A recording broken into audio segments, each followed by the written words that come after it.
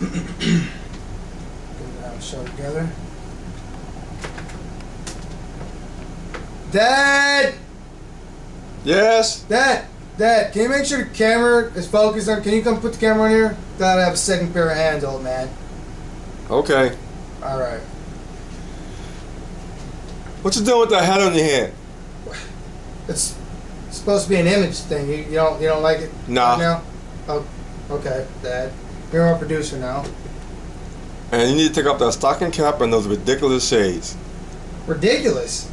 You think my shades are ridiculous? Yes. They're defining. Really? Take them off, Dad? Take them off. Alright. Maybe I should get some shades like you, Dad. Holy moly. I bet you know why Cinnamon Toast Crunch has that sparkle, huh? These things.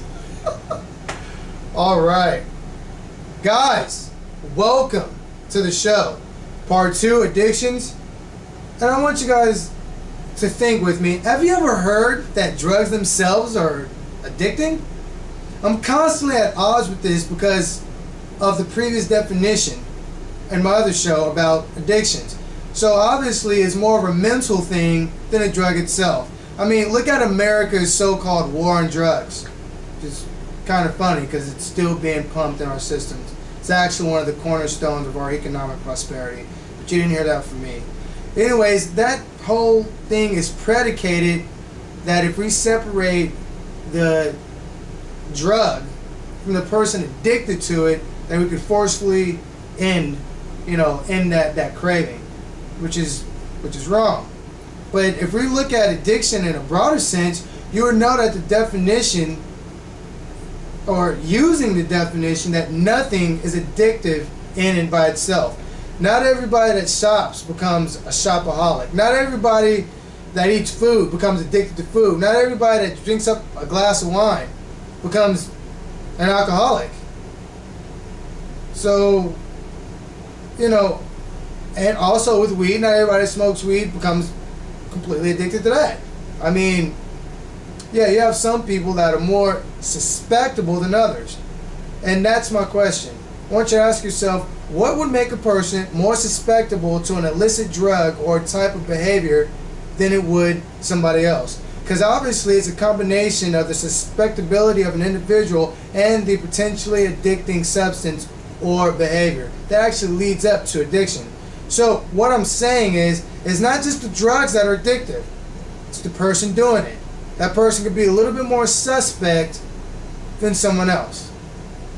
And once again, it's not limited to just alcohol and drugs. You guys have a friend that when he gets a girlfriend, he falls hard. We know him. I won't say his name.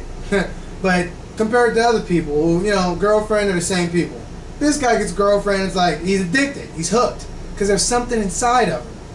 And what about that behavior? Like, somebody, if you be good, it catches on. Like, and that's true, it catches on, but it's a mental thing. He's not being good or doing good. He's not being kind because it was by himself. Obviously, if he would have did that, then kindness being infectious and it spreads around, that wouldn't be the case. He's obviously being kind because somebody else is being kind because it's genetically impaired in his brain. It's just there. So, obviously, the route we could go in is differences in people's life experiences, aka nurture. Nurture versus nature. Remember, nurture is the person's interaction with their environment around them. Nature is the idea that it's scientific and it's just, it's genetic. That's what that is. Now, there's a very old idea that many people still hold true today in their hearts. They think that addiction is possible because of some genetic disorder that is scientifically unattainable. I don't know about you, that sounds like a pretty big excuse. If we can put a satellite on the moon, if we could clone sheep, if we could do all of this stuff, I'm pretty sure we can figure out what makes a person tick. Although I wouldn't want to do that because of the prison industrial system. We'll talk about that later. So, I want you guys to think, and think clearly.